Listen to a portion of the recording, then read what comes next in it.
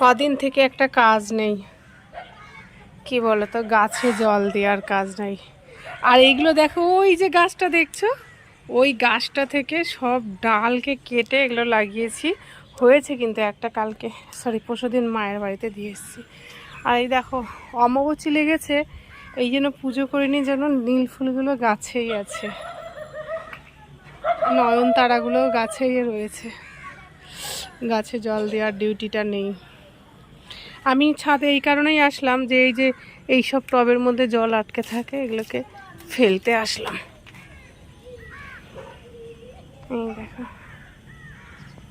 কাকটা বসে আছে, ভিজে গেছে পুরো একদম।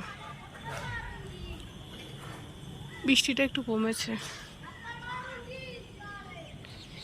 এদিকে দেখবে হলুদ গাছ পুঁতেছি, হয়েও গেছে হলুদগুলো।